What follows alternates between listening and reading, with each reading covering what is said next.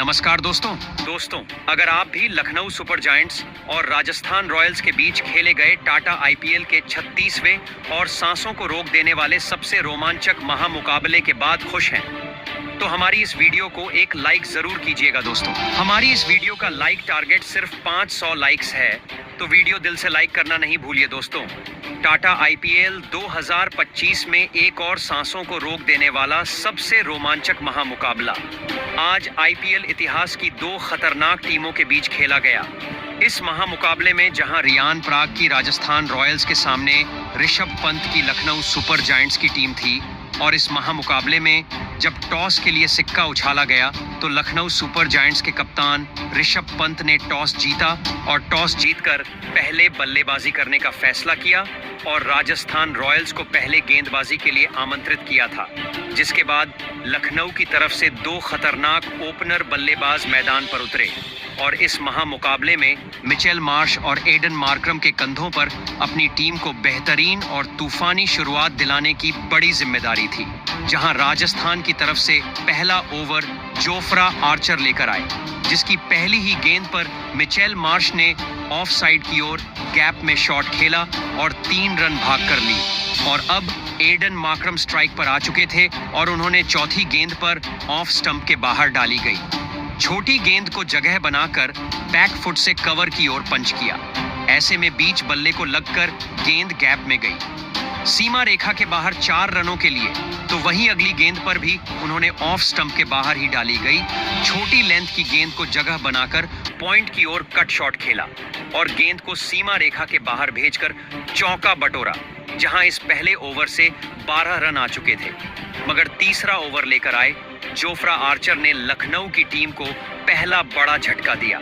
और दूसरी ही गेंद पर मार्श को कैच आउट करवा दिया। जहां गुड लेंथ पर डाली गई गेंद को मिचेल मार्श ने पुल शॉट लगाने का प्रयास किया। ऐसे में बल्ले का टॉप एज लेकर गेंद हवा में ऊंची गई और फील्डर सिमरन हेतमायर ने आगे की ओर डाइव लगाकर एक शानदार कैच पकड़ लिया और मिचेल मार्श सिर्फ 4 रन बनाकर पवेलियन लौट गए। जिसके बाद निकोलस पूरन बल्लेबाजी के लिए आए और 3 ओवर में 1 विकेट खोकर लखनऊ ने 18 बना लिए थे। जिसके बाद चौथा ओवर तीक्ष्ण लेकर जिसमें एडन मार्करम ने 2 बेहतरीन चौके लगा दिए, जहां पहली ही गेंद पर एडन मार्करम ने आगे जाकर गेंद को कवर्स की ओर पंच किया और गेंद सीमा रेखा के बाहर गई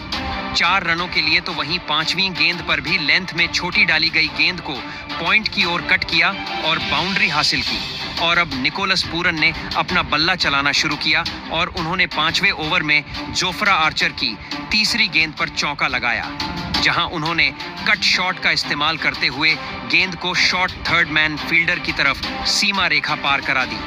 तो वही एक चौका एडन मार्करम ने भी लगाया, जहां आखिरी गेंद पर मार्करम ने ऑन साइड की ओर पुल शॉट खेला और बाल तेजी से सीमा रेखा पार कर गई। जिसके बाद पावर प्ले का आखिरी ओवर संदीप शर्मा लेकर आए,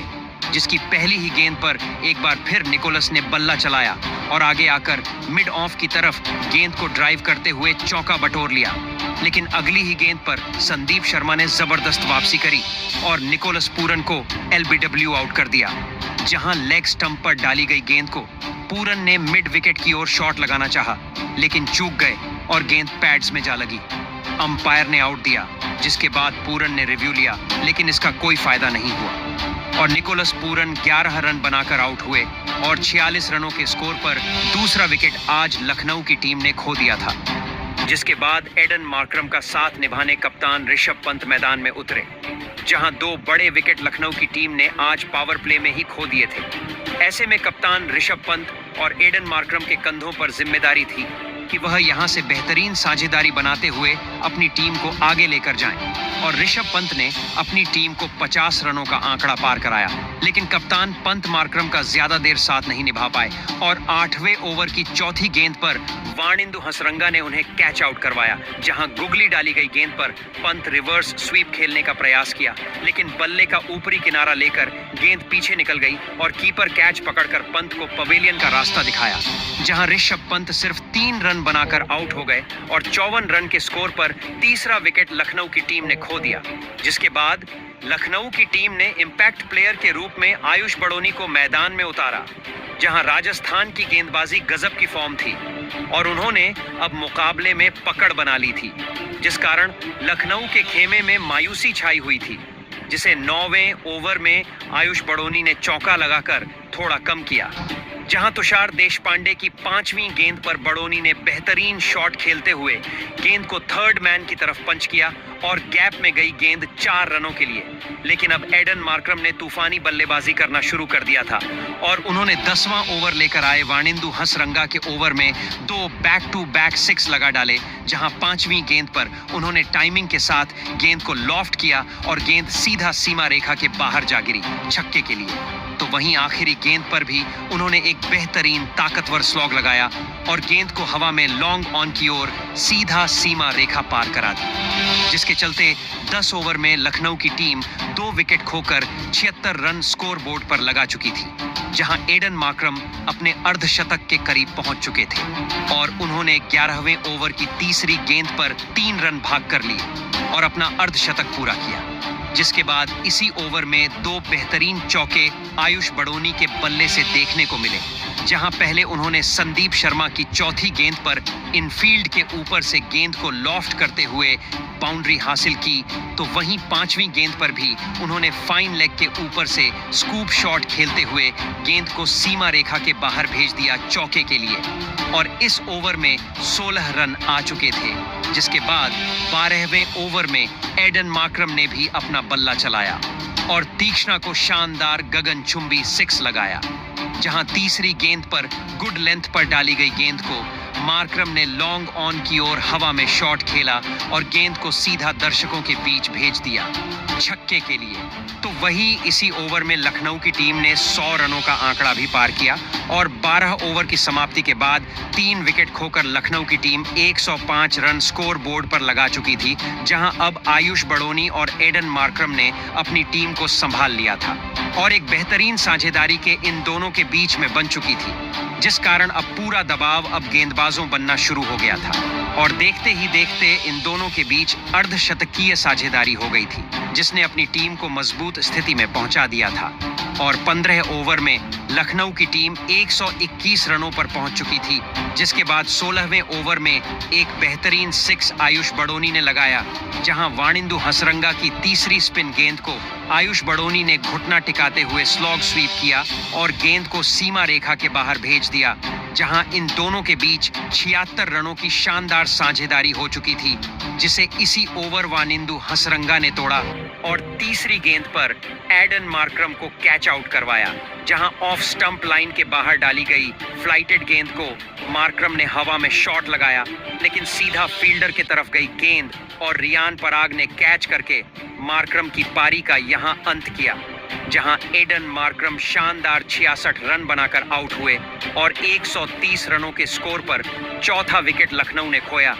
जहां राजस्थान की टीम को एक महत्वपूर्ण मौके पर सेट बल्लेबाज का विकेट मिल चुका था और अब राजस्थान की टीम मुकाबले में वापसी करती हुई नजर आ रही थी। जिसके बाद आयुष बड़ोनी का साथ निभाने डेविड मिलर मैदान में उतरे, लेकिन विकेट गिरने का कोई भी असर आयुष बड़ोनी के ऊपर नहीं हुआ और उन्होंने 17वें ओवर की तीसरी गेंद पर संदीप शर्मा को बेहतरीन चौका लगाया, जहां उन्होंने फील्डर के ऊपर से हवा में गेंद को लॉफ्ट करते हुए कवर्स की तरफ भेजा सीमा रेखा के पार और 4 रन बटोरे।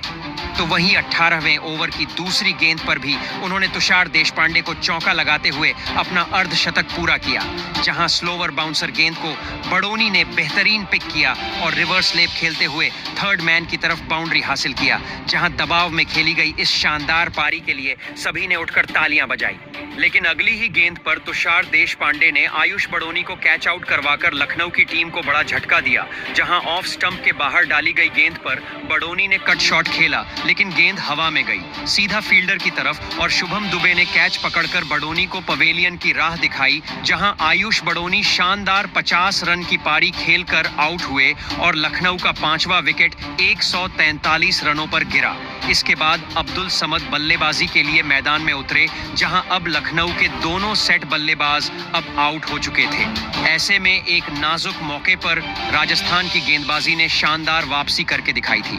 और जोफ्रा आर्चर के 19वें ओवर में सिर्फ 7 रन आए थे और 19 ओवर में 153 रन लखनऊ ने बना लिए थे। और फिर पारी का आखिरी और सबसे महत्वपूर्ण ओवर संदीप शर्मा लेकर आए,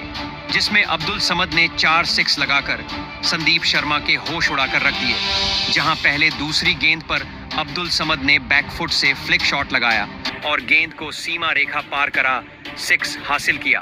तो वहीं तीसरी गेंद पर भी बैक ऑफ लेंथ गेंद पर मिड विकेट की ओर कड़क पुल शॉट खेला और गेंद को सीधा दर्शकों के बीच भेज दिया और दूसरा 6 हासिल किया। और फिर 5वीं गेंद पर पुल शॉट लगाते हुए गेंद को सीधा स्टैंड में भेज दिया, तो वहीं आखिरी गेंद पर लो फूल टॉस गेंद पर पूरी ताकत से स्लॉग लगाते हुए लॉन्ग ऑन की ओर सीमा रेखा पार कराकर इस ओवर में चौथा 6 लगाया और इस ओवर से 27 रन बटोर लिए, जिसके चलते रियल के 1 लीटर पैक पर अब पाइए रियल 250 ml का 30 रुपए का पैक। समाप्ति के बाद 5 विकेट खोकर लखनऊ की टीम ने 180 रन स्कोर बोर्ड पर लगा दिए थे,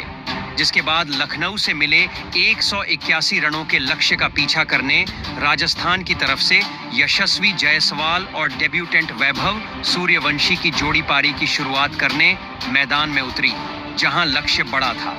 ऐसे में इन दोनों के कंधों पर अपनी टीम को एक बेहतरीन ओपनिंग शुरुआत दिलाने की जिम्मेदारी थी। तो वहीं लखनऊ की तरफ से पहला ओवर शार्दुल ठाकुर लेकर आए, जिसकी दूसरी ही गेंद पर यशस्वी जायसवाल ने चौका लगाया, जहां फुलर लेंथ गेंद को जायसवाल ने फ्लिक किया और सीमा रेखा पार भेज दिया। तो वहीं चौथी गेंद पर बेहतरीन 6 वैभव सूर्यवंशी ने लगाया, जहां ऑफ स्टंप लाइन के बाहर डाली गई फुल गेंद पर सूर्यवंशी ने कवर्स की तरफ एक तगड़ा शॉट लगाकर गेंद को सीधा सीमा रेखा पार करा दी 6 रन के लिए, और इन दोनों बल्लेबाजों ने इस ओवर से 13 रन बटोर लिए। तो वहीं इस पारी के दूसरे ओवर में भी फिर एक बार वैभव सूर्यवंशी ने एक गजब का छक्का लगा दिया। सभी इस नौजवान खिलाड़ी की यह तूफानी बल्लेबाजी देखकर हैरान थे। तो वहीं उसके अगले ही ओवर में यशस्वी जायसवाल ने अपने बल्ले का कमाल दिखाया और शार्दुल ठाकुर के इस ओवर में एक चौका और एक शानदार छक्का लगा दिया। यह साझेदारी शुरुआत से ही लखनऊ के कप्तान ऋषभ पंत के लिए एक बड़ा खतरा साबित हो रही थी, जिस वजह से कप्तान ऋषभ पंत ने स्पिन गेंदबाजी की तरफ रुख किया,